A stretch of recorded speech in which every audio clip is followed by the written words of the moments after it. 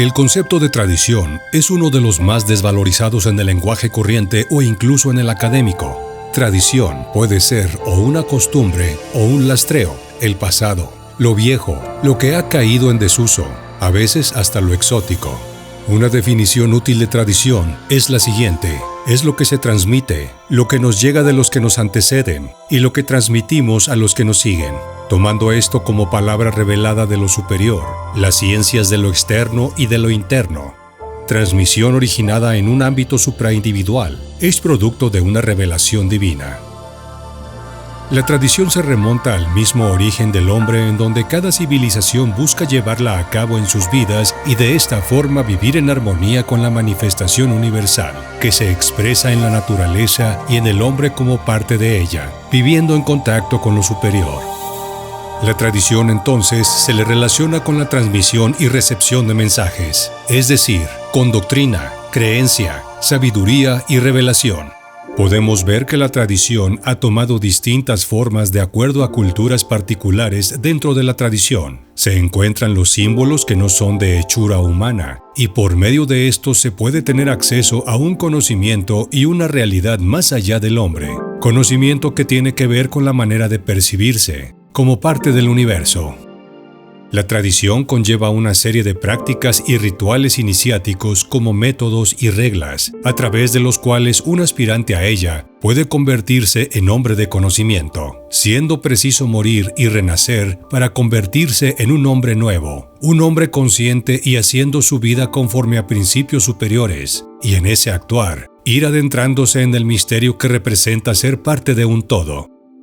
Las ciencias tradicionales es el conocimiento de los principios del orden universal, un conocimiento que por su esencia es ilimitado. El conocimiento se expresa mediante el simbolismo y la analogía, dadas las insuficiencias del lenguaje para reflejarlo. No se trata de ningún conocimiento racional o discursivo. Se puede decir también que la tradición se fue transmitiendo de generación a generación, de padres a hijos, de mano en mano, de experiencia vivida a experiencia vivida, acciones pragmáticas con un sentido real y profundo que apuntaba hacia el crecimiento del ser, sabiendo de un modo claro el por qué, para qué, en dónde, desde dónde y cuándo, respetando su carácter sacro, no siendo esto el misticismo que se encuentra fuera del puro conocimiento. Un místico se limita a recibir lo que le llega de forma espontánea y aislada, sin maestro ni método.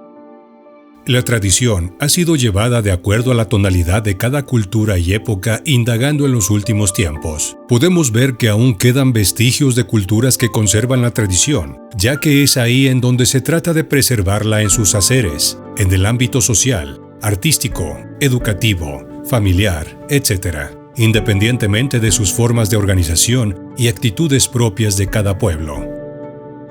Podríamos decir que dentro del modo en que se llevaba la tradición, podremos encontrar variaciones y diferencias en las formas exteriores y superficiales, pero que en el fondo se tenía un fundamento cierto, que no se perdía, basado en el origen mismo de la tradición. Ahora lo que podemos ver es que la tradición se ha ido perdiendo, degradándose y alejándose cada vez más del principio hasta la negación de toda posibilidad de la verdadera tradición, resultado del acelerado ritmo del mundo moderno. La degradación cultural, que es cada vez más progresiva y veloz, se han venido tomando los símbolos, ritos y prácticas desde un punto donde, más que verlos basados en lo superior y hacia lo superior, es convertido en tradicionalismo, sin un sentido real y transformador, siendo conducidos hacia la exaltación del hombre por el hombre, el no reconocer lo superior a él, más bien pugnando por reafirmarse como un ser civilizado y producto de un mundo tecnológico, progresista, mecánico, que necesita entenderlo todo, buscándole explicaciones desde su razón y entendimiento limitado, en donde no cabe aceptar el asombro, la aventura, el misterio que representa el diario vivir, el poder hacer de ello un arte, el arte de crearse a uno mismo día a día, donde el descubrirse como un ser consciente, un vehículo de lo superior para manifestarse a través del hombre, no tiene cabida en nuestros días. Podemos ver en la actualidad ejemplos de tradición y tradicionalismo a través del arte.